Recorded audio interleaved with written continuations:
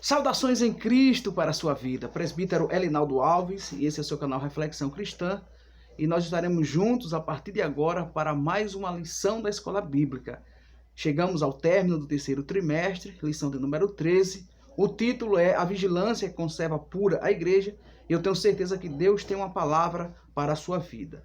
Eu quero agradecer a Deus pelo pastor nacional, pastor José Wellington Bezerra da Costa Júnior, pastor José Wellington Bezerra da Costa, nosso pastor aqui estadual, reverendo Orisvaldo Nunes de Lima, ao pastor aqui da minha cidade, pastor Arnaldo Tavares, e o pastor da minha congregação aqui do bairro, aqui da cidade do Rio Largo, que é o bairro de Vila Marília, o presbítero Alberton Júnior. Então, a minha saudação a todos vocês. A diretoria da nossa escola aqui na cidade do Rio Largo, o presbítero Lineker, presbítero Jadiel e todos os membros da nossa briosa diretoria. Queridos, a nossa lição de número 13 tem por título, como eu já falei, a vigilância conserva pura a igreja. Então, o termo aqui, vigilância, será um vocábulo que nós estaremos usando repetidamente.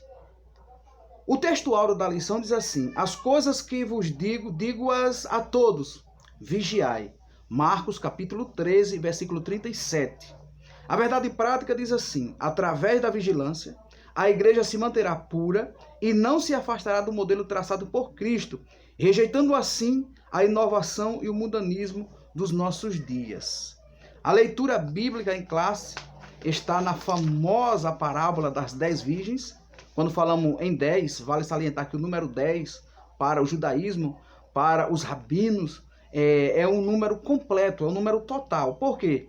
Se refere aos 10 mandamentos, teria que ter 10 rabinos, 10 judeus para formar uma sinagoga. Aqui a parábola das 10 virgens, o cortejo teria que ter 10 tochas. Então o número 10, ele é um número que está familiarizado com as escrituras, outros números também, mas para nós, tendo como pano de fundo aqui a parábola das 10 virgens, vale salientar que nós estejamos muito atentos ao que esta parábola traz para nós. Esta parábola diz que a prudência espiritual é algo que está muito evidente nesta parábola. Jesus utiliza-se da parábola das 10 virgens para trazer para os seus discípulos, para o seu auditório, para a sua igreja, para os seus ouvintes, acerca da sua brevidade no seu retorno para buscar o seu povo. A parábola das 10 virgens fala da sensibilidade quanto ao mundo espiritual. A parábola das 10 virgens fala de estar preparado, fala de estar acordado, atento para o relógio de Deus no que diz respeito ao mundo, a Israel, a política, a vida moral, a vida social, a vida familiar, a vida em um todo. Então, esta parábola, ela tem grandes lições para as nossas vidas. Amados, antes de nós irmos para a introdução, eu queria trazer para vocês aqui esse termo vigilância ou vigiar. A palavra vigia aqui no grego é fulak, que tem como agente o guarda ou sentinela. Agora, esta palavra fulak, ela também tem a ver com a unidade prisional. Atos capítulo 12, versículo 10, onde Pedro estava preso. Já a palavra gregorior, que fala de vigilância, que é uma condição do agente, está em 1 Tessalonicenses capítulo 5, versículo 6 e versículo 10. E está também na 1 de Pedro, na primeira carta, capítulo 5, versículo 8. Essa palavra aqui, gregorior, quer dizer estar acordado, que é o antônimo, que é o contrário da palavra kateodor, que quer dizer dormir no grego. Então, nós precisamos entender estes vocábulos para que nós entendamos o que a lição está falando para nós com o tema a vigilância conserva pura a igreja. Estar acordado, estar atento, estar alerta. Esse é o foco principal da nossa lição de hoje. Meus amados e queridos irmãos, irmãs, alunos, a introdução diz que a lição de hoje traz para nós um assunto muito atual, para que nós estejamos atentos, para que nós levemos uma vida antenado, acordado, quanto àquilo que nos alerta, trazendo em consideração os acontecimentos quanto à vinda gloriosa do Senhor. Então, amados, precisamos estar atentos. E a lição, ela trabalha 5 tópicos com seus subtópicos, e vale nós salientarmos de que o foco principal dessa lição, a condição de estar puro, tem como uma ação, tem como um requisito é a vigilância. A vigilância é o estado de alerta da igreja. Já a pureza é uma condição para a igreja se manter, para assim ouvir o chamado de Cristo no seu retorno, para nós estarmos com Ele para sempre. Então, amados, vejam que o primeiro tópico da lição diz: meia-noite, o dia que já passou. O dia que já se findou, um ciclo de 24 horas. Isto aqui fala de um período ou de um momento em que está dando cabo para um acontecimento e dando início para outro. É por isso que a lição diz que à meia-noite, exatamente às 24 horas, diz mais que, e no momento em que Jesus arrebatar a sua igreja fiel, este período haverá terminado definitivamente. Vivemos, portanto, os últimos dias da igreja aqui na terra. Então, quando fala que meia-noite, o dia que passou, fala dessa dispensação da graça, deste período em que Deus facultou para os seres humanos obedecê-lo ou não, fala desse período dos gentílicos, o período para a igreja, e que Jesus voltando para buscar o seu povo, este momento, essa dispensação fica para trás, ou o dia que se findou, estará dando início a um outro ciclo. Veja bem, a Bíblia diz que somos o sustentáculo da verdade. 1 Timóteo capítulo 3, versículo 15. Que grande é a nossa responsabilidade. Por isso Jesus mandou que trabalhemos enquanto é dia, porque a noite vem quando ninguém mais poderá trabalhar. João capítulo 9, versículo 4. Pois a noite há de vir, então não será mais possível fazer nada. Então esse é o primeiro tópico da nossa lição. O dia que passou, o período que Deus disponibilizou, e agora estaremos adentrando em uma nova dispensação, em um novo período. O segundo tópico da lição diz assim: meia-noite, início de um novo dia. Veja bem, este fato diz respeito ao mundo inteiro. Aproxima-se o momento exato, a meia-noite, quando o novo dia vai raiar.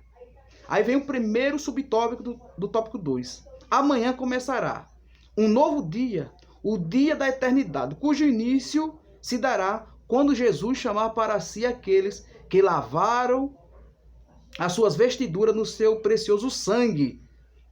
1 Coríntios capítulo 1, versículo 8, 2 Coríntios capítulo 1, versículo 14, Filipenses capítulo 1, versículo 6 e 10, Filipenses capítulo 2, versículo 16. Então, esse é amanhã que se começou. Agora, o segundo subtópico diz assim: a noite vem. Quando Jesus levar a sua noiva, começará também o dia da ira do Cordeiro, para o mundo que rejeitou a Jesus. Apocalipse capítulo 6, versículo 16 e 17. O grande lagar da ira de Deus será pisado sem misericórdia. Apocalipse 14, 9. Apocalipse 15, 7. Apocalipse 16, 19. Apocalipse 19, 15. As trevas dominarão a terra. Isaías capítulo 8, versículo 21 e 22. Para os homens que não houveram dado crédito à palavra de Deus, começará o dia da vingança. E a ira de Deus será executada repentinamente, assim como foi nos dias de Noé. Gênesis capítulo 7, versículo 11 e 12. Mateus capítulo 24, versículo 39. Então esse é o segundo tópico da lição. Terceiro tópico da lição diz: meia-noite, a hora das trevas. Veja bem, amados, você já deu uma analisada sobre a injustiça que está acontecendo no Brasil? Instâncias da justiça querendo implantar recursos, querendo implantar na nação brasileira ditames que a gente vê que é uma ação direta das trevas.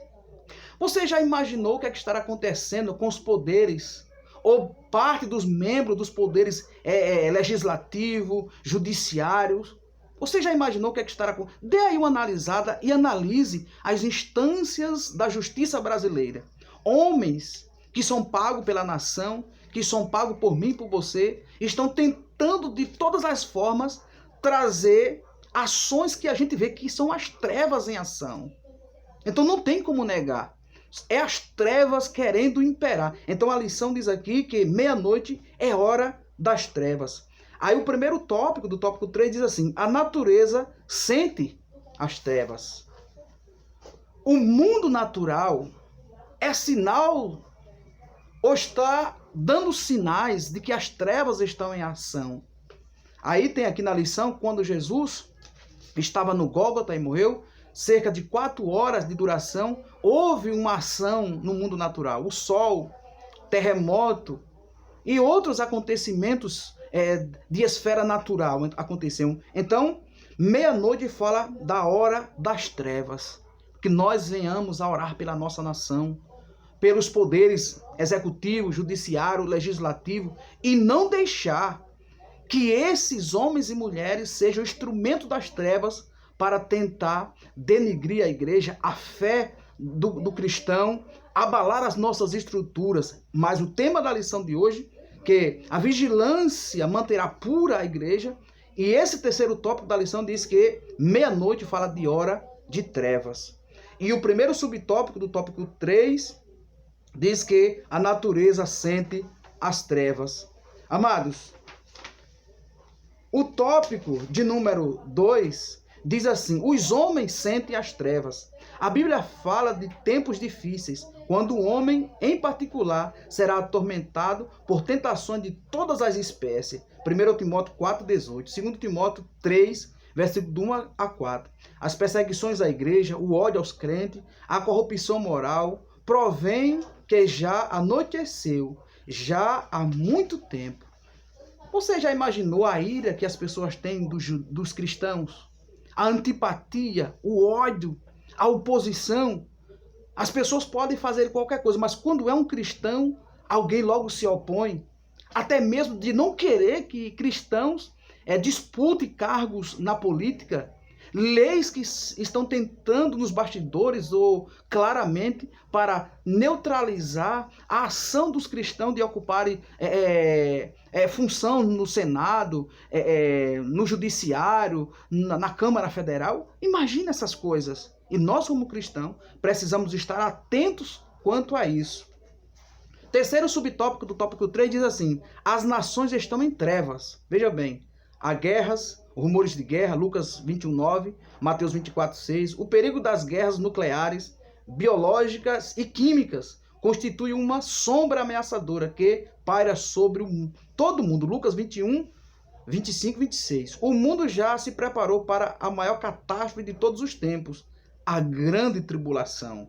Mateus 24, 21. E não há lugar para recuo. As trevas da meia-noite já chegaram. Misericórdia. Louvado seja o nome do Senhor.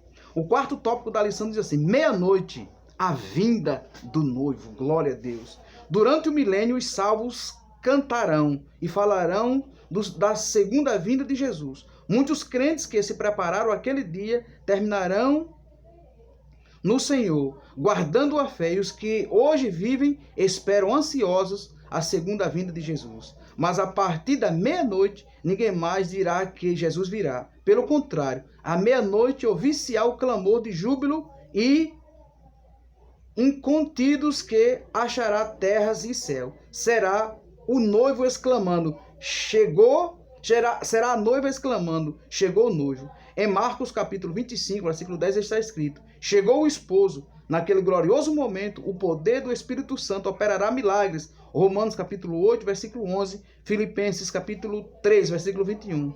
Pois os que morreram em Cristo ressuscitarão em corpos gloriosos, e os que estiverem vivos serão arrebatados, e todos juntos serão arrebatados ao encontro do Senhor nos ares. 1 Tessalonicenses, capítulo 4, versículo 11 a 18. 1 Coríntios, capítulo 15, versículo 51 a 54. Seremos arrebatados ao céu, para não sofrermos a dor e a desgraça que atingirá o mundo todo. Iremos entrar nas moradas que Jesus foi preparar, e para os quais fomos comprados com seu precioso sangue. Apocalipse, capítulo 7, versículo de número 14. Quinto e último tópico da lição diz assim: o clamor da meia-noite, um brado de alerta. Veja bem, mas à meia-noite ouviu-se um clamor. Aí vem o esposo. Amados, esta meia-noite é um sinal de que Jesus está às portas, está vindo para buscar a sua igreja. E este segundo subtópico, primeiro tópico do quinto tópico da lição, diz assim: o sono espiritual é um sinal dos últimos tempos. O segundo subtópico do tópico quinto diz: seremos guardados vigilantes, se usarmos os meios que Deus põe à nossa disposição. Então, queridos, meia-noite fala de um sinal de alerta. E a conclusão da lição diz assim: quando o clamor da meia-noite for ouvido, diz a Bíblia que o seu sentido é o seguinte: sair-lhe ao encontro. É preciso isto que o Espírito Santo quer dizer atualmente: prepara-te para encontrar-te com o teu Deus. Amós capítulo 4 e versículo 12. E a nós devemos estar pronto a responder. Já a sua noiva se aprontou. Apocalipse 19, 7 e 8. Lemos em Mateus 25, 7 que, ao ouvir o clamor da meia-noite, as virgens começaram a se preparar, ou preparar as suas lâmpadas. Aí vem dizendo aqui: meu irmão, a tua lâmpada está preparada hoje? Que Deus permita que as nossas lâmpadas, nossas vidas se cumpram as palavras de Lucas 12, 35 e 36. Estejam cingidos vossos lombos e acesas as vossas candeias. E sede vós semelhante aos homens que esperam o seu Senhor, quando houver de volta das bodas, para que, quando vier a bater, logo possa abrir-lhe.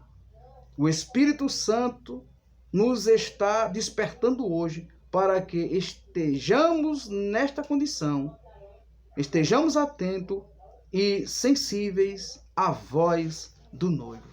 Que Deus ele possa nos ajudar, que nós possamos estar alerta, não dormindo, mas que nós possamos estar atentos, pois a vinda gloriosa do Senhor para arrebatar o seu povo. A palavra harpazo, a palavra no grego harpazo, que é retirada brusca, momentânea, com força.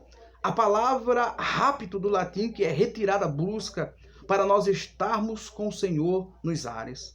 Jesus, segundo o apóstolo Paulo escreveu no 1 Coríntios 10, 32, diz que ele vem para Israel como Messias. Ele vem para os gentios como Rei dos Reis e Senhor dos Senhores. Mas ele vem para a igreja como o noivo.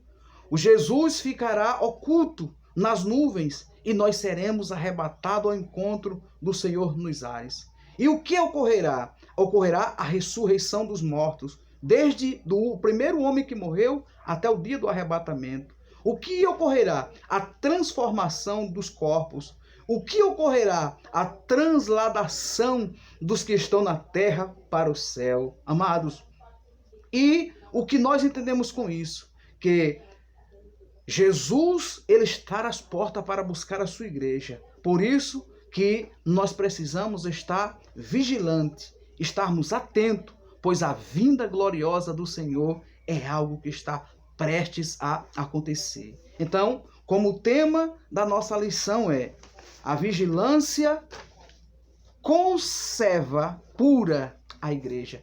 Que nós estejamos vigilantes e que nós temos uma vida pura para ouvirmos o chamado de Cristo e subirmos ao céu de glória. Que o Senhor te abençoe, que o Senhor possa te dar forças para continuar no páreo. No próximo trimestre estaremos juntos estudando a lição sobre a vida de Jó, sobre a fragilidade humana, sobre a grandeza, a soberania de Deus. Eu conto com todos vocês, tá certo? Seu amigo, seu irmão, presbítero Elinaldo Alves, esse canal Reflexão Cristã, essa ferramenta que Deus tem colocado para nós aprendermos uns com os outros. Então, vocês podem se inscrever no canal se vocês não são inscritos, comentarem, darem sugestão, críticas e compartilhar para as outras pessoas. Então, que Deus nos abençoe e que o próximo trimestre estará às portas e eu conto com a participação de todos vocês. Um abraço e Deus nos abençoe em nome do Senhor. Até o próximo trimestre, em nome de Cristo Jesus. Amém.